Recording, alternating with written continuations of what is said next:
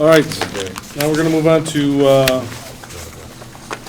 old business, facilities rental agreement, page 113.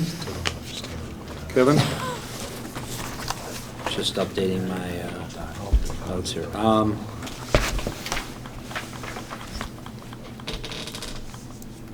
So we made the suggested changes from the board that we read as a first read the last time we looked at this document. We updated the facility group charges by 10% across the board, so it was a little more uniform, as well as it impacted the for-profit and group number 3 charges proportionately, so that it didn't, when we did the flat dollar amount, it ended up impacting more drastically the groups that are directly related to RB or the youth teams. So there was a 5% change, or a 10% change increased, as well as some of the other changes that were previously discussed at the last meeting. Okay, you want us to approve this tonight then? That is my recommendation. We did make we had some general questions, more or less, about the 501c3s. We put them all in group number 3 with out-of-district youth teams, and basically anybody for profit is in group number 4. In-district youth teams are in group number 2. Okay. Do I have a motion in front of me to make? We're going to make a motion then discuss it? Yeah. Do I have a motion? Resolved that the Board of Education, Township High School District 208, Cook County, Illinois, hereby adopts the facilities rental agreement, which will begin on July 1, 2012, as presented in the June 12, 2012 Board Agenda Packet. Do I have a second? Second. Second by John Keane. Any discussion? No, go ahead, Gary. Dr. Skink, you said, well, how are we classifying the PTO and where are they going to fall under what group? I believe they're under group number 1, directly for Riverside Brookfield. Okay, so there's no fees associated with it.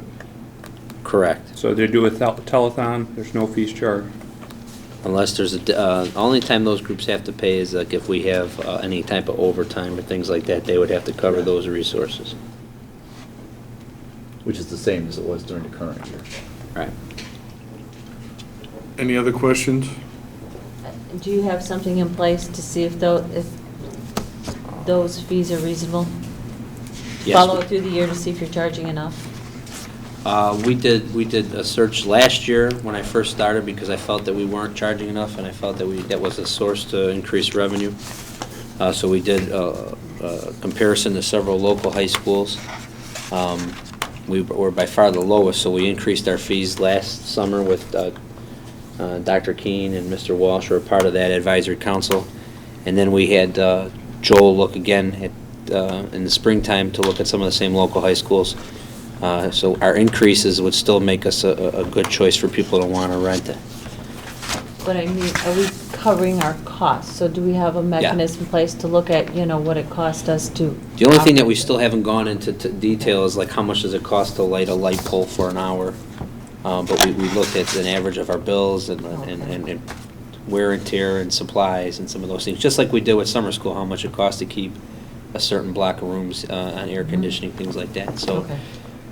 We've put a lot of work into this. I think it's still a work in progress, but we've generated a lot more revenue than what we expected, and we're moving in the right direction so that we're competitive, so that people still want to use us, but it's also serving as a source of revenue for the school.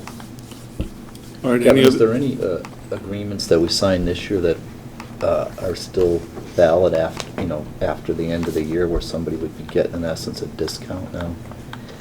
There might, I talked to Art about this a little bit. There might be some groups that, started to reserve dates for next year, thinking of that pricing. But I think if the board made action as of July 1st, I would have to see how big of a difference it was and if it was worth making those changes. I would ask that the board allow me to sit with those groups and look at the pricing. But I would say anybody after July 1st that would come and do a facility rental would follow this new fee structure. Well, I was specifically thinking like the football team. We don't have like a 5-year agreement that we're locked into. No, I don't think we rates. have a multi-year agreement. But some of our facilities, which I think I've included in a report, I believe, back in May, if not the end of April, at the committee of the whole meeting. I mean, when you look at our facility rental chart, the pie graph shows like 85% of it is either the field house, the gym, the east gym, or the track and field. There's not a lot. Every once in a while, there's something in the auditorium or meeting rooms, but most of our money is generated from the pool and athletic areas. Right. So those groups try to lock in their dates as soon as possible to try to get premier Okay. times. All right, any other discussion?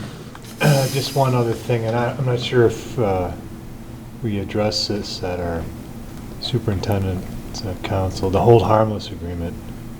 Our lawyer looked at that and It's unchanged from last year, right? unchanged. And he looked at it last year. Right. We didn't make any changes to it this year. We did include about the insurance requirements, so any renters have the insurance and the payment and all that, and we tried to include those fees. And I'm transferring, I don't know if Dr. Keene or Mr. Walsh remember, but last year when I first took this over, there were about 4 different parties involved in this process. Right. And I had some concerns of that last year because, Right. you know, it's kind of like the game telephone. As things get transferred from one area to another, you know, sometimes information falls off the table. So effective July 1st, all of our building rental will be orchestrated out of our business office. Obviously, Art will play a major role in that with scheduling of the athletic facilities around our contest. John Passarella will have some input in regards to building security and some things like that. But all invoicing and billing and fee requisitions and the filling out of the forms and compliance issues will be centrally located through the business office. All right, any other discussion? All right, I'd Mayor? just like to say, Okay, sorry. No problem. I'd just like to say Kevin had a plan on this, you know, going to last year, and I think you set a target date for July to do this, and I just want to give him credit for following through, getting this done. Thank you. Okay. Anybody else? Marianne? Ms. Ruska? Yes. Dr. King? Yes. Mr. Moon? Yes. Mr. Walsh? Yes. Mr. Welch? Yes. Mr. Goodchin? Yes. Mr. Cindy? Yes.